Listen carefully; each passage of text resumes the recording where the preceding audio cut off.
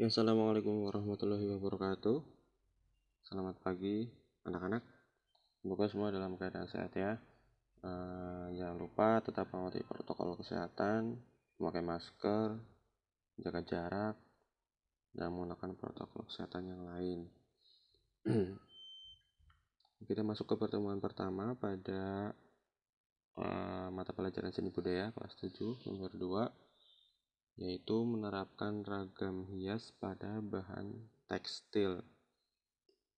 Bisa disimak video ini nanti sampai akhir supaya lebih paham. Oke, kita lanjut. Nah, apa sih yang harus yang harus dicapai siswa atau dengan adanya pembelajaran materi ini, apa yang diharapkan pada siswa gitu. Siswa diharapkan untuk mencapai apa? Yang pertama, tujuan pembelajarannya yaitu yang pertama mengidentifikasi teknik penerapan ragam hias pada media tekstil. Yang kedua, mendeskripsikan teknik penerapan ragam hias pada media tekstil. Yang ketiga, mengekspresikan diri melalui penerapan ragam hias flora, fauna, dan geometris pada media tekstil. Yang keempat, mengomunikasikan hasil karya penerapan ragam hias flora, fauna, dan geometris pada media tekstil secara lisan maupun tulisan. Jadi itu tujuan pembelajaran supaya kita ke depan bisa terarah atau agar acuan-acuan supaya kita harus mencapai apa sih. Nah, ini tujuan yang diberlakukan. Jadi nanti setelah diadakannya pembelajaran ini, belajar tentang ragam hias ini, diharapkan kalian dapat identifikasi, mendeskripsikan, mengekspresikan diri, mengkomunikasikan 4 poin ini ya. Tuh, ini diperhatikan. Jadi tujuan kita ke depan jelas apa yang mau kita capai. Lanjut. Nah, kita mulai dari keindahan ragam hias. Keindahan ragam hias di Indonesia itu nggak harus di Indonesia sih. Yang namanya ragam hias itu indah ya, bagus. Nah, ini ada contoh-contohnya yang di kiri atas nih. Ini semuanya ragam hias flora. Flora itu tumbuhan. Jadi yang berbau tentang tumbuhan, bunga-bunga, daun-daun tuh. Nih, lanjut. Nah, keindahan ragam hias itu bukan hanya terletak pada arsitektur bangunan kayak yang di pojok kiri atas. Ini arsitektur bangunan nih, ukiran ya. Terus tidak hanya di senjata tradisional kayak yang di pojok kiri bawah. Ini keris. Ini kan ada nih ukirannya tuh. Ada ragam hias flora biasanya. Yang di bangunannya di atas tadi juga nih flora nih, gambar bunga. Terus peralatan rumah tangga juga ada. Ini contohnya piring yang di pojok kanan atas. Tuh ada gambar-gambar ragam hias ini flora juga, daun-daun ya. Nah, bukan hanya di arsitektur bangunan, senjata tradisional atau di peralatan rumah tangga aja, tapi juga ada di bahan tekstil. Bahan tekstil itu di pakaian ya, di kain kalau gampangnya. Tuh, ini yang di pojok kanan bawah tuh ada bahannya, yang di kiri terus ini model dress, ini pakaian perempuan. Tuh, jadi juga ada di bahan tekstil kayak gitu. Nah, perkembangan pembuatan ragam hias pada tekstil itu juga dipengaruhi oleh mode. Sekarang kan banyak tuh mode-mode yang udah bagus-bagus lah, udah berkembang sangat pesat sekali. Ini contoh-contohnya ada, udah nggak kayak zaman dulu ya, beda. Ini udah modern, udah banyak, ini udah banyak variasi-variasi di bentuk model-modelnya. Tapi tetap terdapat ragam hias di dalamnya. Yang coraknya itu ragam hias flora, fauna, atau geometris. Ini banyak yang geometris, ada juga yang flora. Nah, sebenarnya perkembangan ragam hias pada tekstil itu sudah dimulai dari dulu. Dimulai pada sebelum masuk ke mode perkembangan ya, perkembangan mode-mode sekarang itu para leluhur kita di masing-masing daerah itu juga sebenarnya udah ada. Kayak di daerah di masing-masing daerah pasti ada memiliki pakaian adat. Nah, itu di dalamnya atau untuk mempercantik pakaian adat mereka masing-masing sebagai simbol identitas. Nah, mereka dikasih corak nih. Ada corak yang geometris, ada yang flora, hewan-hewan, gambar burung, gambar apa.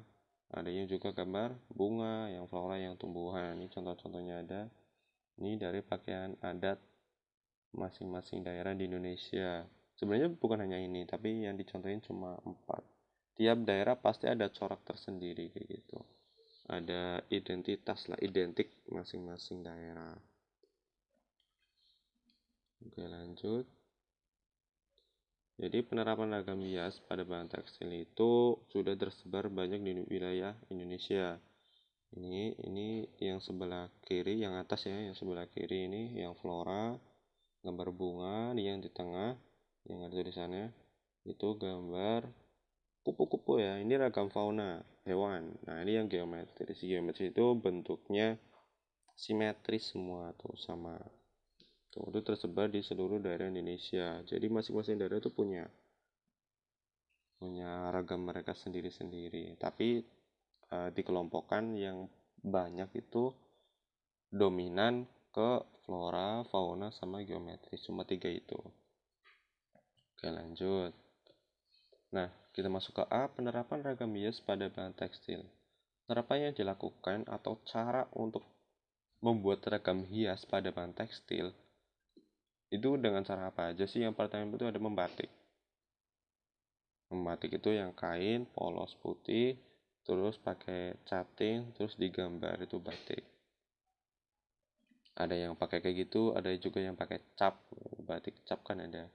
Terus yang kedua menenun, yang ketiga membordir, yang keempat menyulam, yang kelima melukis. Melukis ini medianya bahan tekstil ya, karena kita lagi bahas ke ragam hias pada bahan tekstil. Jadi bukan melukis di kanvas atau melukis di tembok atau di mana, ini di bahan, di pakaian lah yang digunakan untuk pakaian. Walaupun nggak selamanya buat untuk pakaian. Intinya pada bahan tekstil. Begitu. Lanjut, kita masuk ke B, jenis dan sifat bahan tekstil. Jadi jenis tekstil itu diketahui dari beberapa jenis benang dan pembukaan teksturnya. Benang itu ada 2 pembagian. Yang ke atas itu benang dari bahan alam. Dari bahan alam itu contohnya kapas, serat ulat sutra, ya kan.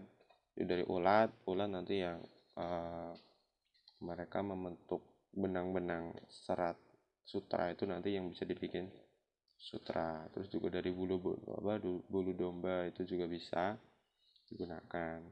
Terus ada juga yang bahan buatan, yang bukan alami, karena yang bahan alami kan terbatas ya, manusia juga membuatnya. Di bahan buatan ada dakron, nilon, dan polyester. Ini polyester ini masuk yang sini ya, dakron, nilon, dan ini salah penempatan aja. Terus lanjut, jenis dan sifat bahan tekstil. Berikut jenis-jenis bahan tekstil beserta sifatnya. Yang pertama, katun. Katun itu sifatnya menyerap air, mudah kusut, lentur, saat disetrika dengan temperatur panas yang tinggi. Katun itu kebanyakan pakaian kaos-kaos kita tuh. Itu biasanya kebanyakan pakai bahan katun. Yang kedua, wool. Wool itu lebih tebal. Wool sifatnya sangat lentur, tidak mudah kusut, dapat menahan panas. Apabila dipanaskan akan lebih lunak. Yang ketiga, sutra. Yang sutra ini sifatnya lembut, licin, berkilap, lentur, dan kuat, banyak menyerap air dan sejuk digunakan. Yang keempat, polyester dan nilon. Sifatnya tidak tahan panas, tidak mudah kusut, tidak perlu disetrika, kuat, dan cepat kering. Nah, itu tadi jenis-jenis bahan tekstil ya. Jenis bahan tekstil itu maksudnya berarti jenis-jenis ini yang tadi bisa kita sulam, bordir, lukis, atau batik itu ini. Jadi bukan tembok ya, tapi ini bisa di bahan katun, bisa di bahan wool, sutra, polyester, dan nilon itu. Itu yang menjadi media. Ini namanya bahan tekstil nih semua. 4 ini namanya bahan tekstil. Nah, itu yang menjadi media kita untuk diterapi atau dimasuki ragam hias tadi yang flora, fauna, atau geometris. Terus C, jenis dan bahan pewarna tekstil. Nah, kan ada yang suka diwarna-warnai itu. Nah, pewarna itu ada dua ya, pewarna alami dan pewarna buatan. Yang pewarna alami ini yang ke atas itu bisa bersumber dari ekstrak akar-akaran, daun, buah, kulit kayu, dan kayu. Jadi akar-akar, daun-daunan yang mengandung daun pandan itu contohnya hijau tuh buat warna hijau. Nah, itu bisa diekstrak buat jadi pewarna. Jadi nanti gambar kalian tadi yang udah digambar itu diwarnai pakai itu tuh. Nah, dia punya nah, apa sih sifat dari pewarna alami? Sifat dari pewarna alami itu mudah luntur, mudah pudar, tidak tahan sinar matahari. Jadi, kalau pakai pewarna alami, dia tuh gampang pudar atau gampang hilang lah. Warnanya cepat pudar, cepat luntur gitu. Nggak tahan sama sinar matahari. Kalau udah dicuci berkali-kali dijemur itu lama-lama hilang. Tuh. Yang kedua, pewarna buatan. Warna buatan seperti contohnya sumbernya yang dipakai untuk membuat pewarna buatan adalah naptol. Naptol itu teknik celup. Kalau ada yang bikin kaos itu dicelup, nah itu buat pewarna itu kayak gitu. Kalau enggak, indigo salt, teknik melukis, ini juga bisa. Ini banyak bukan dari alam ya, bukan dari akar-akaran daun, ini emang buatan manusia. Tuh. Nah, sifatnya gimana kalau pakai bahan buatan? Dia tidak mudah luntur dan tahan sinar matahari. Jadi kalau yang pakai yang buatan tuh lebih tahan lama, lebih awet daripada yang pakai yang alami. Lanjut. Nah, teknik menggambar ragam hias pada bahan tekstil. Nah, ini tadi nih. Setelah kita tahu nih ragam hiasnya apa aja. Tadi kan ada flora, fauna, geometris. Nah, bahannya tekstil, medianya tadi ada yang katun, terus apalagi tadi wool, sutra, polyester, nilon. Nah, untuk menggambar ragam biasnya itu pakai apa sih tekniknya? Itu yang nih. Ini ada penerapan ragam bias pada bahan tekstil dilakukan dengan teknik yang berbeda-beda. Misalnya sulam, batik, sablon, tenun, ikat, bordir, songket. Nah, ini teknik yang digunakan untuk membentuk ragam hiasnya. Itu bisa pakai menyulamnya, bisa pakai membatik. Ini beda caranya ya. Ini cara untuk ininya menggambar ragam hiasnya. Sablon, tenun, ikat, body, songket itu udah sih paling itu uh, yang bisa kita pelajari pada pertemuan kali ini. Semoga bisa paham ya. Kita review dari awal sebentar. Tadi ini ada tujuan pembelajaran. Tema kita ini ya, menerapkan ragam hias pada bahan tekstil. Tuh, menerapkan ragam hias pada bahan tekstil. Ini ada keindahan ragam hias, ada yang di bangunan, senjata tradisional, alat rumah tangga, piring. Tapi kita fokus ke yang tekstil ini, yang di pojok kanan bawah tadi. Terus mengikuti perkembangan mode zaman. Tiap zaman pasti ada perkembangannya, beda-beda. Ini perkembangannya. Terus sudah dimulai dari dulu pada pakaian adat masing-masing daerah itu udah mempunyai ragam hias, udah menerapkan, maksudnya udah menerapkan, udah mulai tahu memakai ragam hias pada pakaian adatnya masing-masing tiap daerah. Nah, ini tersebar di seluruh wilayah Indonesia.